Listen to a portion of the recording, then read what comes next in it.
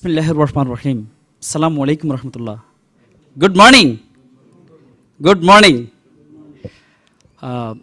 আপনাদের সবাইকে আন্তরিক ধন্যবাদ এবং শুভেচ্ছা জানিয়ে এবং আমি নববর্ষের শুভেচ্ছা জানাচ্ছি। তো আমি আমার আলোচনা শুরু করতে যাচ্ছি। আমি প্রথমেই আপনাদেরকে কৃতজ্ঞতা এবং অভিনন্দন জানাচ্ছি এই জন্যে যে আপনারা শত ব্যস্ততার মধ্যেও আমাকে সময় দিয়েছেন। কারণ এই মুহূর্তে কিন্তু রেস্টে থাকার কথা আপনাদের। আপনারা যথেষ্ট পরিশ্রান্ত, যথেষ্ট ক্লান্ত, আর এই মুহূর্তে আপনারা আমাদেরকে সময় দিয়েছেন, আমাদের ডাকে সাড়া দিয়েছেন। এই জন্য আমি আবারও আমার অন্তঃস্থল থেকে আপনাদের কৃতজ্ঞতা এবং অভিনন্দন জানাচ্ছি। আর আমার নাম হচ্ছে হারুন আর রশিদ। আমার দেশের বাড়ি হচ্ছে লক্ষ্মীপুর সদর, যদি কেউ থেকে থাকেন এখানে। আমার বাড়ি হচ্ছে করিতলা গ্রাম। আর আমি এই কোম্পানিতে আজকে 4 বছর প্লাস। আমার স্ট্যাটাস এই কোম্পানিতে হচ্ছে ট্রিপল ডায়মন্ড, এবং আমি ইডিসির মেম্বার, এক্সিকিউটিভ ডায়মন্ড কাউন্সিল পুরো গালফের। এবং আমি সৌদি আরবের প্রতিনিধিত্ব করতেছি আন্তর্জাতিক অঙ্গনে, একমাত্র মেম্বার বাংলাদেশি, আলহামদুলিল্লাহ। আর আমি একটা কথা আজকে আপনাদেরকে বলবো, সেটা হচ্ছে মানুষ যখনই কোনো জিনিস ভালো ফিল করে তখন তার আপনজনদেরকে জানায়, হিতাকাঙ্ক্ষীদেরকে জানায়। এই জন্যই কিন্তু আপনারা আজকে এখানে। দাওয়াত কোনো না কোনো মানুষের মাধ্যমে পেতে হবে। তা আমি যে কথা বলবো সেটা হলো যে আজকে আমি আন্তর্জাতিকভাবে বিভিন্ন দেশে কিন্তু প্রোগ্রাম রাখি। আমি প্রায় 20টা দেশের উপরে কিন্তু প্রোগ্রাম করছি। কিন্তু আজকে এই মুহূর্তে আমি কথা বলতেছি আমার দেশের মানুষের সাথে, অর্থাৎ আমি আমার পরিবারের সদস্যদের সাথে কথা বলতেছি। আমি অনুরোধ করবো আপনাদেরকে, সেটা হচ্ছে, ওয়ালাইকুম সালাম, আমি আপনাদেরকে অনুরোধ করব যে সমালোচনা করতে হবে একজন প্রশিক্ষকের মতো। সেজন্য আমি বলবো যে আমি বিশ্বের অনেক দেশে কিন্তু বক্তব্য রাখি।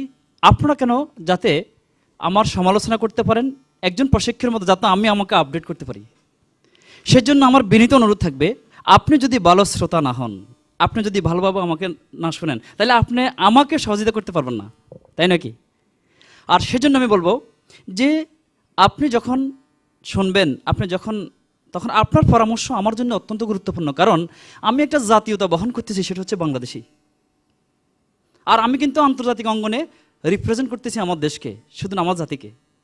এটা আমার কাছে অত্যন্ত গুরুত্বপূর্ণ।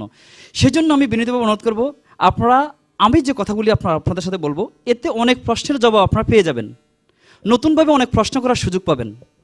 আমার অনুরোধ, আমার একটা প্রশ্ন পর্ব আছে, আপনারা অনুগ্রহ করে নোট করেন, যাতে আমাকে প্রশ্ন করতে পারেন, আপনি ক্লিয়ার হইতে পারেন। প্লিজ এগুলি একটু সবাইকে ধ্যান কাইন্ডলি, প্লিজ। জি, সবাইকে একটা পেপার দিন প্লিজ। এখন দেখেন, আমরা বলছি গুড মর্নিং, কিন্তু এখন কি বলা উচিত ছিল? হ্যাঁ, গুড আফটারনুন। আজকে আমি এটা দিয়ে শুরু করব। কেন ভাই? আপনারা কাইন্ডলি এটা জাস্ট শুরু পাস করেন প্লিজ, আমাকে একটু সহযোগিতা করেন। আমি আপনাদেরকে বিনীতভাবে অনুরোধ করব যে আপনারা আমাদেরই ভাই, আপনারা এখানে অনেক প্রফেশনাল, আপনারা অনেক কিছু। এটা হলো জাস্ট আমি আমার অভিজ্ঞতা শেয়ার করতেছি আপনাদের সাথে, যা আমি ফিল করি। এটা হলো হার্ট টু হার্ট। আমি যেটা বলতেছি, আমি আমার ভাইকে বলতেছি। কেন? আপনার মাধ্যমে অনেক মানুষ উপকৃত হতে পারে। কারণ আপনি বাহারাইনে বসে কথা বলতেছি, এটা বাংলাদেশ না। অতএব আমি মনে করি যে আপনারা কথা বুঝতে পারবেন, এটা অত্যন্ত স্ট্রং জিনিস, সিস্টেম। যাই হোক, আমি আপনাদেরকে যেটা বলবো সেটা হলো, অনুগ্রহ করে আপনারা অত্যন্ত একজন ভালো শ্রোতা হবেন ভালো সমালোচনার জন্য, ঠিক না? আচ্ছা, দেখেন, আমরা বলছি গুড মর্নিং। সেটা কেন বলছি কথাটা? দেখেন, আমি যদি প্রজেক্টর ইউজ করতে যাই, তাহলে আমি সহজে কমপ্লিট করতে পারবো না। আমি যদি প্রজেক্টটা ছেড়ে দিছি, আমি জাস্ট একটা কথা বলবো, যারা আগে আসছেন, আমি কিন্তু কোম্পানির পরিচিতি একটা পেপার দিয়েছিলাম আপনাদেরকে, ঠিক না? আমি মনে করি যে এটা এনাফ, একটা কোম্পানি কত স্ট্রং এটা বোঝার জন্য এনাফ। কিন্তু আমি যেটা বলবো এখন আজকে, সেটা হলো একটা কোম্পানির চিন্তা চেতনা বহিঃপ্রকাশ ঘটে তার মনোগ্রামের মাধ্যমে, লোগোর মাধ্যমে। আমি এমন একটা প্রান্তে দাঁড়িয়ে কথা বলতেছি, আজকে একটা বছরের শেষ, আজকের দিনটা কিন্তু শেষ 2009 সালের, ঠিক না? ঠিক আমরা আরেকটা বছরকে স্বাগত জানাতে যাচ্ছি। অত্যন্ত গুরুত্বপূর্ণ কিন্তু এটা, এই কথাটা। আমি আজকে যে কথাটা বলবো সেটা হচ্ছে, বাংলাদেশ 55,598 বর্গমাইলের বেশি 1 ইঞ্চিও বাড়ার সম্ভাবনা নেই, ঠিক কিনা? কিন্তু বাংলাদেশের যে মানুষগুলো আজকে আমরা সারা বিশ্বে ছড়িয়ে আছি, শুধু এই সিস্টেমের মাধ্যমে দেশ, জাতি, মানবতার অনেক কল্যাণ করা সম্ভব। এটাই হলো আমার আজকের আলোচ্য বিষয়। আমি আপনাদের সাথে আলোচনা করবো কীভাবে। যাই হোক, যে কথাটা আমি বলবো, আপনারা আমার মিটিংয়ের জন্য আমার অনুরোধ যে আপনাদের সহযোগিতা আমার অত্যন্ত কাম্য। আপনারা অনুগ্রহ করে মোবাইলটা সাইলেন্ট করেন প্লিজ সবাই, কারণ আমি আপনাদেরকে পেপার দিছি, আপনাদের প্রশ্ন, আপনাদের যে কোনো কিছুর জবাব দিতে আমি প্রস্তুত, আর আপনি এগুলি পেয়ে যাবেন। আর দ্বিতীয়ত যে জিনিসটা দরকার সেটা হলো যে আমরা সময় ইনভেস্ট করি আর সময় অপচয় করি। যে সময়টা আমরা আমাদের কর্মস্থানে দিচ্ছি এটা কিন্তু ইনভেস্ট করতেছি, এই কারণেই কিন্তু আমরা স্যালারি পাচ্ছি, এই কারণে আমাদের ব্যবসা উন্নতি করতেছে, তাই নয় কি? আর যেই সময়টা আমরা গল্প করতাম, ঘুমাইতাম, টেলিভিশনের সামনে দিতাম, আমরা কোনো কিছু পাইতাম না, আমরা রিক্রিয়েশন পাইতাম সামান্য, ঠিক না? অতএব আপনারা যে সময়টা আমার সাথে দিচ্ছেন, ইনশাআল্লাহ এটা ইনভেস্ট করতেছেন, এটা বিনিয়োগ হচ্ছে, এটা অপচয় হবে না ইনশাআল্লাহ, আমি আশা করি। অতএব এর মধ্যে আপনারা আমার সাথে এনজয় করেন এবং আমাকে আপনাদের সাথে এনজয় করতে দেন। যাই হোক, তো যেটা আমি আজকে বলবো সেটা হলো মনোগ্রাম। দেখেন, আমাদের এই মনোগ্রামটা হচ্ছে 3টা কালারের সমন্বয়। একটা হচ্ছে রেড, একটা হচ্ছে গ্রিন, একটা হচ্ছে ব্লু, তাই না? রেড হচ্ছে রাইজিং সান, অর্থাৎ উদীয়মান সূর্য। সূর্য যখন অত্যন্ত তেজস্বিকতা নিয়ে পূর্ব আকাশে উদিত হয় তখন তার কালার থাকে এমন, ঠিক না? আর আমরা সবাই থাকি সতেজ এবং সবাই থাকি সজীব। ঘুম থেকে উঠে আমরা কর্মস্থানে যাবে, আমরা শিক্ষা প্রতিষ্ঠানে যাব, তার মানে ইতিবাচক চিন্তা চেতনা থাকে আমাদের, করবো যাব, তাই না? এটাই হচ্ছে। আর এই জন্য হচ্ছে ডিএক্সএন হচ্ছে সবচেয়ে ইতিবাচক চিন্তা চেতনার বহিঃপ্রকাশ, এই মনোগ্রাম, গুড মর্নিং। আচ্ছা, অন্য একটা অর্থ আছে, সেটা হলো, আমি আবারও বলবো, রাত্রি যখন শেষ, যখন দিনের আগমন, তখন কিন্তু সূর্য ওঠে সারা বিশ্বকে আলোকিত করার জন্য, ঠিক না? রাত্রি মানে অন্ধকারের, এটা মানে ব্যর্থতা, এটা মানে গ্লানি। আমি আজকে এমন এক প্রান্তে বসে কথা বলতেছি, সেটা হচ্ছে যে 2009 সাল শেষ হতে যাচ্ছে আজকে। তাহলে অতীত হচ্ছে ব্যর্থতার, অতীত হচ্ছে গ্লানির, অতীত হচ্ছে সমস্যার, কিন্তু অতীতের ব্যর্থতা থেকে শিক্ষা গ্রহণ করে বর্তমানে ভবিষ্যতের কর্মপন্থা নির্ধারণ করতে হবে। আপনারা কি আমার সাথে একমত? তাহলে আমি যা বলবো, আমরা একটা জাতি বহন করতেছি, একটা জাতীয়তা, আমাদেরকে কিন্তু বহির্বিশ্বে ভালোভাবে দেখে না। বিশ্বাস করেন এই কথাটা, আমি জানি না, আমি ইন্টারন্যাশনালি অনেক দেশে যাইতে কিন্তু শুধু বাংলাদেশে জাতীয়তার কারণে আমি এয়ারপোর্টে যাওয়ার সমস্যা ফেস করি। আমি সেই জন্য বলবো, ডিএক্সএনের মাধ্যমে কিন্তু আমরা বুঝতে পারছি যে সারা বিশ্বব্যাপী কিন্তু বাংলাদেশে কিন্তু যথেষ্ট স্ট্রং। বিশ্বাস করেন, এটা বাহরাইনে মাত্র শুরু। আমি সেক্ষেত্রে বলবো যে গতকাল পর্যন্ত যে সূর্যটা গেছে, আগামীকালকে যে সূর্যটা হবে, এটা হবে আমাদের সফলতার, ইনশাআল্লাহ। তাহলে আরেকটা কথা হচ্ছে যে এই কোম্পানি হচ্ছে সারা বিশ্বব্যাপী, শুধু বাহরাইন নয়, বিশ্বের 137টা দেশে আমাদের কার্যক্রম আছে। তাহলে বিশ্বের কোনো দেশে এখন সকাল, কোনো দেশে বিকাল, কোনো দেশে রাত, ঠিক কিনা? তাহলে ডিএক্সএনের সূর্য কখনো অস্তমিত হয় না। এই জন্য গুড মর্নিং, আমরা কি বলতে পারি? Good morning, good morning. আমি আশা করি ক্লিয়ার, ঠিক কিনা? এবার আসেন গ্রিন। গ্রিন হচ্ছে ভাইটালিটি এবং গ্রোথের প্রতীক। প্রকৃতির কালার কিন্তু গ্রিন, এটা হচ্ছে প্রাণশক্তি। কোনো গাছের যদি সবুজ রং হারিয়ে ফেলে, তার মানে সে মারা যাচ্ছে, তার প্রাণশক্তি হারিয়ে ফেলতেছে, ঠিক কিনা? তাহলে বেঁচে থাকার জন্য আমাদের প্রাণশক্তি স্ট্রং হওয়া দরকার, দেশ, জাতি, মানবতার জন্য কাজ করতে হলে, ঠিক কিনা? সুস্বাস্থ্যের প্রয়োজন। যেহেতু এটা ন্যাচারাল কোম্পানি, এবং এই জন্য হচ্ছে কি যে এটা প্রকৃতির কালার হচ্ছে গ্রিন, ঠিক না? আর একটা হচ্ছে ব্লু। ব্লু হচ্ছে পানির প্রতীক। পানির আসলে নিজস্ব কোনো কালার নেই, পানিকে যে পাত্রে রাখা হয় সে আকারে ধারণ করে। তাহলে সারা বিশ্বের 4 ভাগের 3 ভাগ হলো পানি আর 1 ভাগ হলো স্থল। তাহলে সারা বিশ্ব জুড়ে আকাশ জড়িত। আর এই আকাশী কালারটা যখন পানির মধ্যে পতিত হয় তখন নীল আকার ধারণ করে, ঠিক নেই? পানি ছাড়া জগতের কোনো উৎপাদন সম্ভব না, কোনো উন্নয়ন সম্ভব না, কোনো প্রাণী বাঁচতে পারে না, ঠিক কিনা? যেহেতু এটা প্রাকৃতিক ন্যাচারাল কোম্পানি, সেহেতু প্রকৃতির সাথে সমন্বয় রেখে এই লোগো নির্ধারণ করছে। এই লোগোটা কিন্তু অনেক অর্থ বহন করে। আপনাকে ক্লিয়ার? এই জন্য দেখবেন বিশ্বের যত দেশে আছে, যত ডিএক্সএনের সেমিনার, যদি গুড নাইট বলা দরকার, গুড মর্নিং, আফটারনুন বলা দরকার, গুড ইভিনিং বলা দরকার, তারা সবসময় বলে গুড মর্নিং। অর্থাৎ তারা সবসময় প্রাণ চাঞ্চল্য, তারা সবসময় ইতিবাচক চিন্তা করে, তারা সবসময় পজিটিভ, কোনো নেগেটিভ নেই, ঠিক না? আমি আরেকটা কথা বলবো আজকে, যেহেতু এটা গ্লোবাল, সেহেতু আমি মনে করি আমি এখন এই মুহূর্তে 15 কোটি মানুষের প্রতিনিধির সাথে কথা বলতেছি। আমি এটা মনে করি, আমার ফিলিংস এমন। আমি আগেই বলছি, আমি যা ফিল করি আমি আমার হৃদয় থেকে কিন্তু এটা আপনাদের সাথে শেয়ার করতেছি।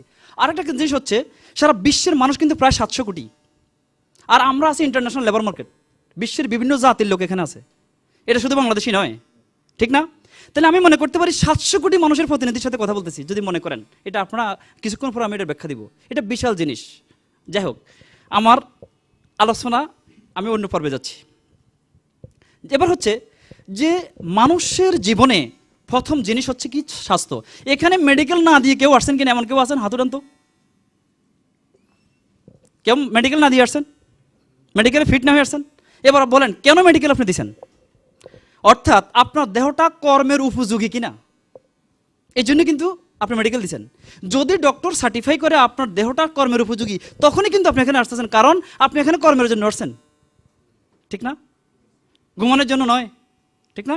তাহলে কর্ম করা তখনই সম্ভব হয় যখন স্বাস্থ্য ভালো থাকে। তাহলে ডিএক্সএনের কার্যক্রম হচ্ছে যে কিভাবে আপনি সুস্বাস্থ্যের অধিকারী হবেন। কিভাবে সুস্বাস্থ্য? কেন? আপনার ইনকামের উপরে আপনি ডিপেন্ড করতেছেন, আপনার পুরো ফ্যামিলি, আপনার জাতি।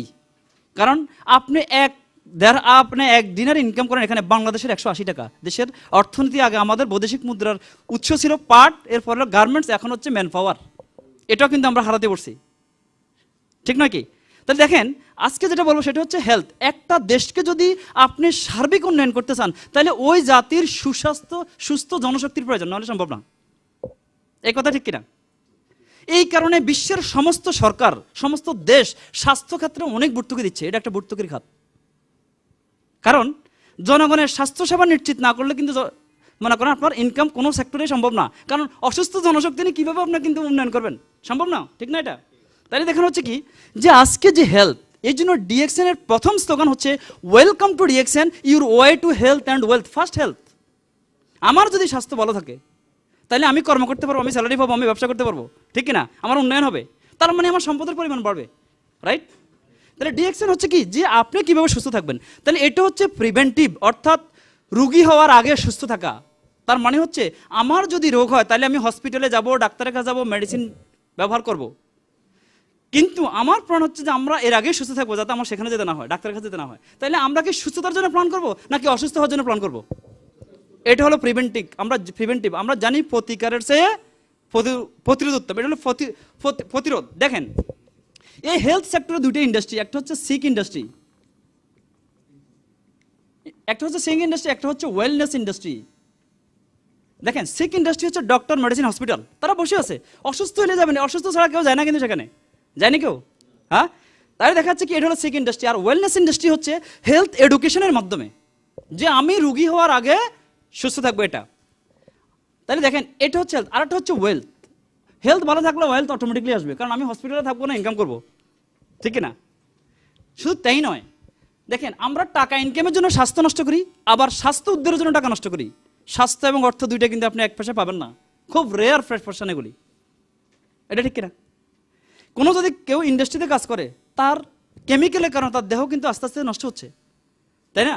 তাহলে দেখা যাচ্ছে কি এটা হচ্ছে কি যে আমরা টাকা ইনকামের জন্য স্বাস্থ্য নষ্ট করি, স্বাস্থ্য উদ্ধারের জন্য টাকা নষ্ট করি। এখন আসেন, কেউ কেউ বলতেছে যে আমার তো সুস্থ, আমি সুস্থ, তাহলে আমি কেন এগুলি ব্যবহার করব? এরকম অনেক কথা আছে, তাই না? আচ্ছা ভাই, যে লোকটা জানে যে সে স্ট্রোক করছে, এখন স্ট্রোক করছে, এর 1 ঘন্টা আগেও সে জানতো যে সে স্ট্রোক করতেছে। যে লোকটা আজকে ডাক্তারের কাছে যাওয়ার পরে, পরীক্ষা নিরীক্ষার পরে বললো যে ডায়াবেটিস, এর আগেও কি সে জানতো? যে লোকটা জানা তার কিডনি নষ্ট হয়ে গেছে, এর আগেও কি সে জানতো? যে জানা যে লিভার ক্যান্সার, এর আগেও কি সে জানতো? তাহলে কি হচ্ছে? রোগী হওয়ার আগে সুস্থ থাকা। রোগ হলে তো আমাকে অবস্থা শেষ, ঠিক কিনা? এটা আসেন, তাহলে দেখা যাচ্ছে কি একটা লোক মিলেনিয়ার, সে যদি জানে তার হেলথ ক্যান্সার, মানে ব্রেন ক্যান্সার, সে কি লাইফ এনজয় করতে পারবে? হ্যাঁ? সে যদি জানে সে সুস্থ কিন্তু তার মা অসুস্থ, তার বাবা অসুস্থ, তার সন্তান অসুস্থ, তার মা ওয়াইফ অসুস্থ, সে কি এনজয় করতে পারবে লাইফ? দেখেন আমার বাবা, আপনার বাবার যদি অসুস্থ হয়, বাংলাদেশ আমরা এখানে ঘুমাইতে পারি না, টেনশন, ঠিক নেই? তাহলে সুস্থ থাকতে হলে কিন্তু সবাইকে নিয়ে সুস্থ থাকতে হবে, পুরো ফ্যামিলি, ঠিক কিনা? এটা এখন দেখেন একটা রোগে যথেষ্ট মানুষ কিন্তু ধ্বংস হওয়ার জন্য, দেখবেন অনেক ফ্যামিলি আছে খুব অর্থের অধিকারী, কিন্তু দেখা যাচ্ছে একটা সমস্যা দেখছে বিভিন্ন দেশ গেছে, পুরো ফ্যামিলি কিন্তু নিঃশেষ হয়ে যাচ্ছে, ঠিক কিনা? এটা এখন দেখেন আমি আর বেশি বলবো না কিন্তু এখানে যাইয়া, তবে যখন মনে করেন আপনার হেলথ এবং ওয়েলথ থাকবে, তখন হবে আপনি হ্যাপিনেস। এটার পিছনে সবাই দৌড়ায় কিন্তু এটা পাওয়া যায় না, রাইট? আসেন, তাহলে আমরা বুঝতে পারছি যে আমরা টাকা ইনকামের জন্য স্বাস্থ্য নষ্ট করি, স্বাস্থ্য উদ্ধারের জন্য টাকা নষ্ট করি। আসেন, এখানে কিন্তু আপনি সবটাই পাচ্ছেন কিভাবে? দেখেন ভাই, মানুষের জীবনে 6টা জিনিস দরকার, এটা হলো আমার এক্সপেরিয়েন্স। 6টা জিনিস মানুষের জীবনে যদি কেউ অ্যাচিভ করতে পারে, তাহলে জীবনে সব কিছু সে অ্যাচিভ করতে পারে, সব কিছু এটার সাথে জড়িত। একটা হচ্ছে হেলথ, এটা আমি আলোচনা করছি, আপনারা বুঝতে পারছেন আশা করি, হেলথ। দ্বিতীয় হচ্ছে ক্যারিয়ার, কারণ মানুষ সম্মানের সাথে বাস করতে চায়, তার ক্যারিয়ার দরকার, তার স্ট্যাটাসের দরকার, এটা ঠিক কিনা? সবাই চায় কিনা এটা? থার্ড যে জিনিসটা দরকার সেটা হচ্ছে ফেম। সে বিখ্যাত হতে চায়, সবাই চায় যে সবাই তাকে যেন এক নামে সবাই চিনে, এটা ঠিক কিনা বলেন? এটা সব মানুষ চায়। এরপরে দরকার ইনকাম। কেন?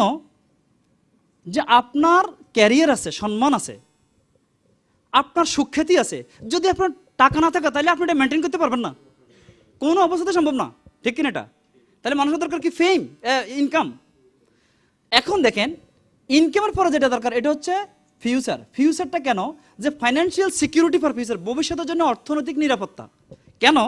আপনি আজকে ব্যবসা করতেছেন, আপনি আজকে চাকরি করতেছেন, এই জন্য আপনার ইনকাম আছে, কালকে যে চাকরি থাকবে কোনো গ্যারান্টি আছে নি?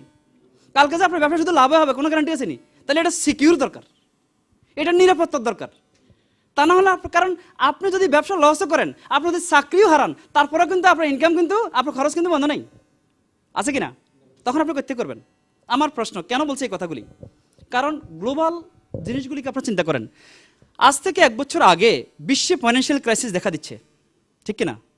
বিলিয়ন ডলারের কোম্পানিরা কিন্তু তাদের বিজনেস হারাইছে, ঠিক না? দেউলিয়া হচ্ছে। এর আগে কিসে জানতো যে ব্যবসাটা হারাবে, সে লস করবে সে? ওদের কারণে অনেক ভালো ভালো চাকরি করতে এরপর তারা চাকরি হারাইছে, ঠিক নি? হ্যাঁ, সে কি জানতো যে আমি জেনারেল ম্যানেজার ছিলাম এই কোম্পানির, আমার চাকরিটা চলে গেছে, কোনো অপশন আছে? তাহলে দেখাচ্ছে কি এর আগে কি সে জানতো না যে আজ থেকে 2 বছর আগে সে জানে না যে চাকরিটা সে হারাচ্ছে, ঠিক কিনা? অর্থাৎ আমাদের এগুলি তাহলে বিশ্বের মধ্যে অভাব যতই থাকুক না কেন, সব কিছু আমার ইনকাম সিকিউর হইতে হবে, যেহেতু আমার খরচ বন্ধ নেই, ঠিক কিনা? আসেন এরপরে যে জিনিসটা দরকার সেটা হচ্ছে ট্রাভেল। ট্রাভেলটা কেন বলছি আমি? যে এই জন্য বলছি যে ট্রাভেল হলো যে আল্লাহ দুনিয়াতে অনেক কিছু সৃষ্টি করে রাখছে, রাখছে কিনা? কিন্তু যদি আপনি না ঘুরেন তাহলে আপনি বুঝবেন না। তাহলে শিক্ষার 2টা মাধ্যম, একটা হচ্ছে একাডেমিক শিক্ষা, আর একটা হচ্ছে ভ্রমণের মাধ্যমে শিক্ষা, ঠিক নেই? আমি বাস্তব বলি আপনাকে, দেখেন আমরা যখন এর আগে বাহারাইন আসি নাই, আমরা অন্য দেশে যাই নাই, বাংলাদেশে থাকা অবস্থা আমাদের যে জ্ঞান আর আজকের যে জ্ঞান এক নেই, বলেন এক কিনা? কত মানুষ আরবি পড়তে জানে না কিন্তু এখানে থ্রোলি আরবি বলে, এটা ঠিক কিনা বলেন?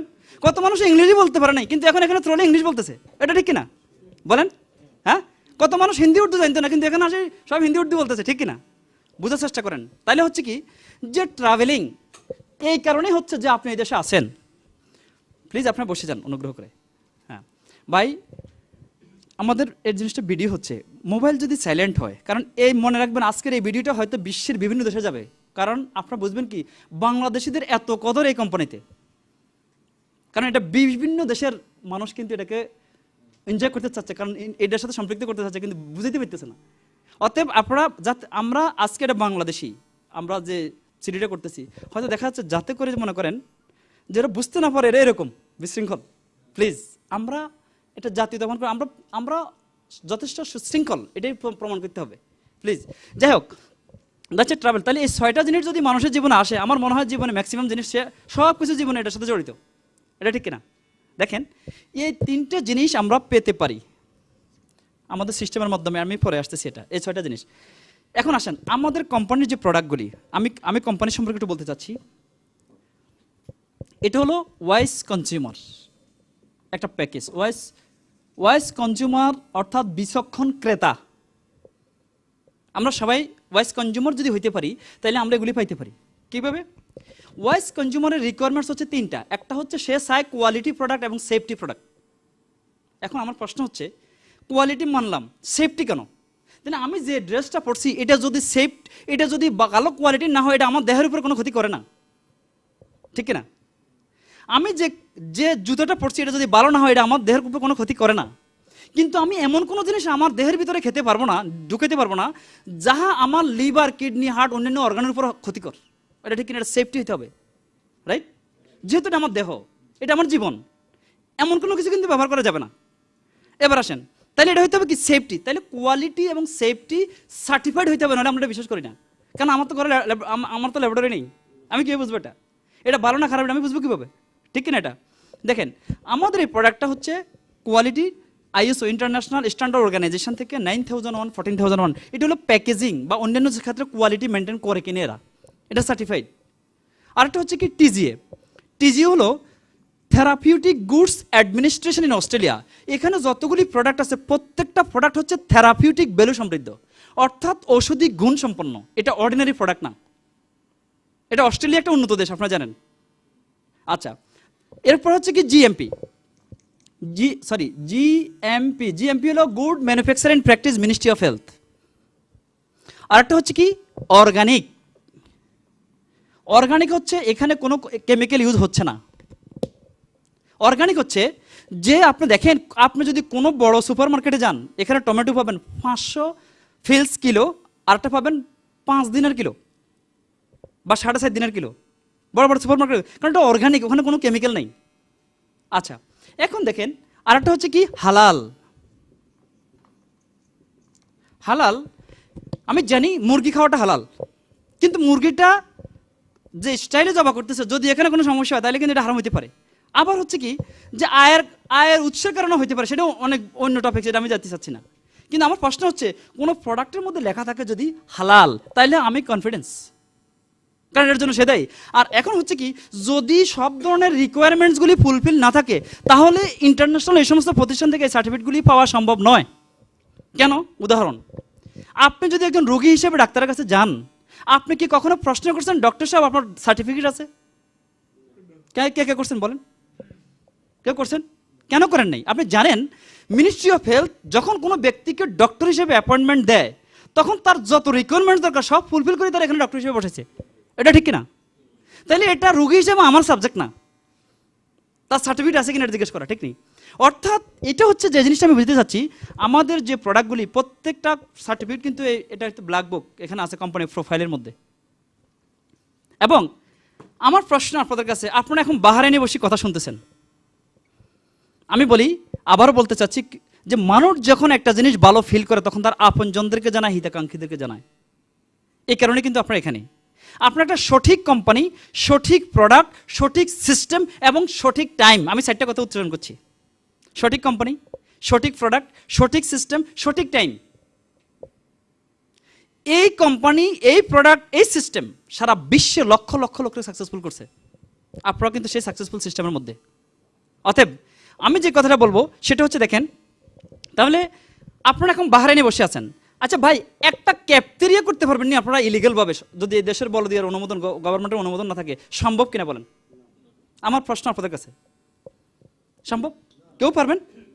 তাহলে এখানে কোথায় বসে কথা? ইয়াতিম সেন্টার, এটা একটা বিজনেস, এটা একটা শপিং মল। আপনারা কিন্তু একটা অফিস বসে কথা বলতেছেন, একটা প্রতিষ্ঠান। হয়তো বা ইন্টারনালি অনেক কিছু হইতে পারে, কিন্তু প্রাতিষ্ঠানিক রূপ দেওয়া সম্ভব না এখানে। এটা কি ঠিক কিনা? প্লাস হচ্ছে কাস্টমার ওভারটেক করে এই প্রোডাক্টগুলি আসতে হয়, কন্টেনার প্রোডাক্ট আসতেছে, রাইট? তার মানে হচ্ছে, আমি বুঝতে চাচ্ছি যে প্রতিষ্ঠান নিয়ে আমি কথা বলতেছি, আমি অনেকের কিন্তু কোম্পানি প্রোফাইল দিছি, মানে বাংলা। আপনারা বুঝতেছেন, এটা বিশ্বের 137টা দেশে। দেখেন এটা কত দেশ, এখানে কিন্তু অনেক আগের প্রিন্টেড, কিন্তু বর্তমানে 137টা দেশের মানুষ আমাদের প্রোডাক্ট ইউজ করতেছে, এবং অনেক দেশে, আমেরিকা, কানাডা, সুইজারল্যান্ড, অস্ট্রেলিয়া, এই সমস্ত দেশে কেউ প্রবেশই করতে পারে না যদি তার কোয়ালিটি না থাকে। আপনি এই সমস্ত দেশে ঢোকার আগে প্রোডাক্ট নিয়ে আপনার কোয়ালিটি জাস্টিফাই করে তারপরে অ্যাপ্রুভ করবে, এটা ঠিক কিনা? বাদ দেন ওটা, গালফ কান্ট্রি, এটা কিন্তু অত্যন্ত স্ট্রং, ঠিক কিনা? হেলথের ব্যাপারে অত্যন্ত স্ট্রিক্ট। অতএব আমি যে কথাটা আপনাদেরকে বলবো সেটা হচ্ছে যে, আপনার একটা অত্যন্ত যে প্রতিষ্ঠান, এই প্রতিষ্ঠান অত্যন্ত স্ট্রং, কারণ সারা বিশ্বের 137টা দেশ, ইন্টারন্যাশনাল মার্কেট, অত্যন্ত কম্পিটিশন। একমাত্র যোগ্যরা টিকে থাকবে সেখানে, সবাই কেউ টিকবে না, ঠিক কিনা? তাহলে এই কোম্পানি সারা বিশ্বব্যাপী, এটা হলো কোম্পানির ব্যাপার। আমার বক্তব্য হচ্ছে, আমি এই 6টা জিনিস চাই, আমি সাকসেস হতে চাই জীবনে।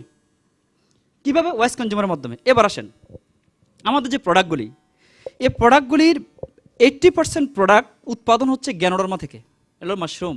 এটা সম্পর্কে আমি একটা কথা বলতেছি। এটা সারা বিশ্বে মাশরুমকে ইংরেজিতে বলে, তার সায়েন্টিফিক নাম হলো গ্যানোডার্মা লুসিডিয়াম।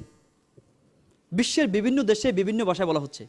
এটাকে চীনে বলা হচ্ছে লেংজি, তাইওয়ানে বলা হচ্ছে মাশরুম, জাপানে বলা হচ্ছে ঋষি, আমরা বাংলাদেশে এটাকে বলি ছত্রাক অথবা ব্যাঙের ছাতা, ঠিক না? এটা সারা পৃথিবীতে আছে 38,000 বিভিন্ন প্রজাতির, এর মধ্যে মানুষ খেতে পারে 2,000। তাহলে 36,000 বিষ, এটা খাওয়া যায় না। এই 2,000-এর মধ্যে ঔষধি গুণ আছে 200, তাহলে 1800 আমি খেতে পারি, এর মধ্যে সব ধরনের ঔষধি গুণ নাই। সারা পৃথিবীর বিজ্ঞানীরা একই সিদ্ধান্ত উপনীত যে এটা 6টা মাশরুম, এটার মধ্যে রেড মাশরুম, এটার মধ্যে সব ধরনের ঔষধি গুণ আছে। এবং এটা টিস্যু কালচার পদ্ধতিতে, টিস্যু কালচার হচ্ছে আপনার বাংলাদেশে যদি বড়ই গাছের কলাপ যদি বাদি গাছে লাগানো হয় তাহলে কিন্তু বাদি গাছে ভরে ধরে, এটা ঠিক না? লেবুর কলাপ, এটা হচ্ছে টিস্যু কালচার। এই গাছের টিস্যুকে যখন ওই গাছে দেওয়া হয় তাহলে এই 6টাকে একটা ইয়েতে আনা হচ্ছে, এটা হচ্ছে কি গ্যানোডার্মা ওসিডিয়াম এখান থেকে। Good morning.